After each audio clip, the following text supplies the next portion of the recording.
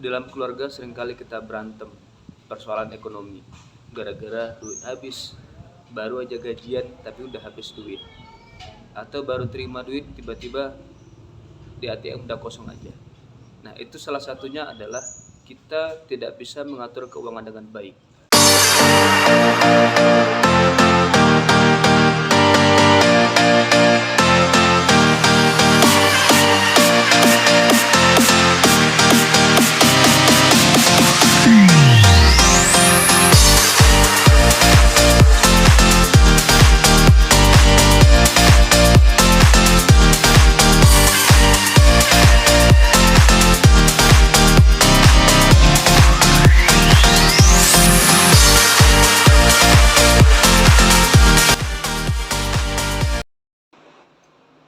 Hai teman-teman semuanya, kembali lagi di channel Putra Semul Official.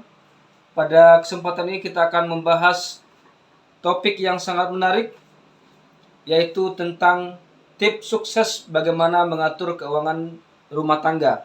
Namun bagi Anda yang belum menekan tombol notifikasi subscribe, silakan tekan terlebih dahulu agar Anda tidak ketinggalan video-video saya selanjutnya.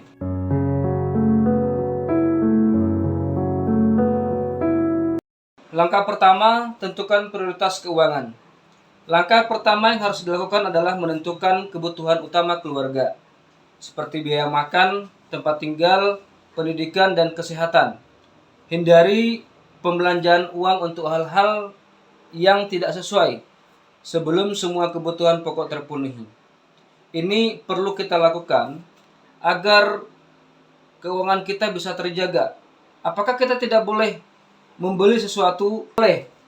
Anda boleh pergi ke mall, Anda boleh pergi jalan-jalan, ataupun membeli apapun yang Anda inginkan. Akan tetapi ketika kebutuhan itu sudah semuanya terselesaikan, jangan sampai lebih besar pasak daripada tiang.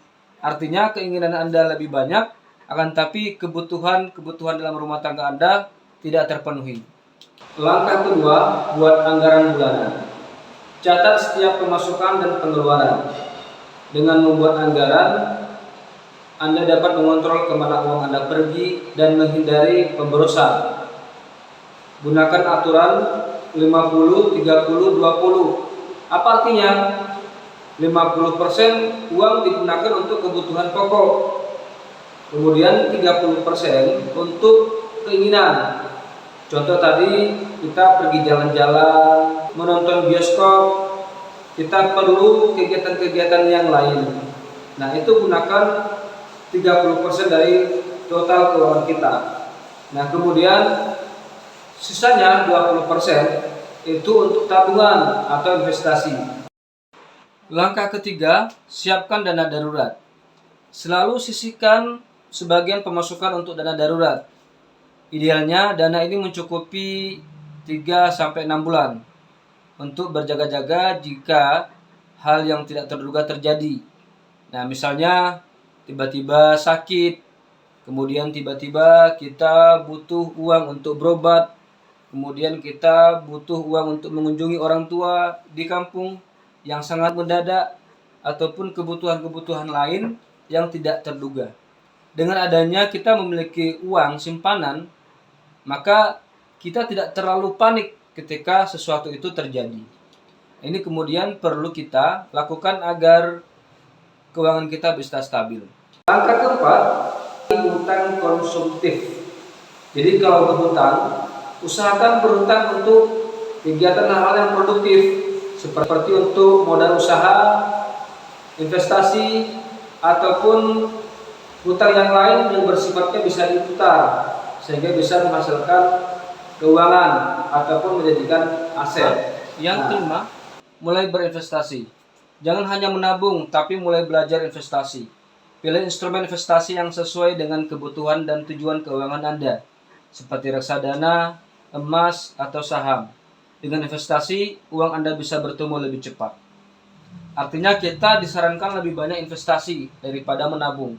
Namun, menabung juga tidak ada persoalan. Kalau menabung itu lebih baik.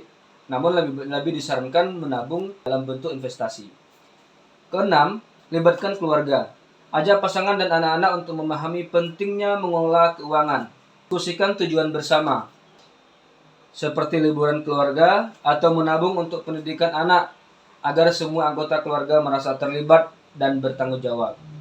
Itu tadi beberapa tips atau langkah-langkah sukses bagaimana mengatur keuangan keluarga. Sehingga dengan adanya kita mampu mengatur keuangan keluarga, maka keluarga kita bisa lebih terencana, kemudian keluarga kita bisa lebih harmonis.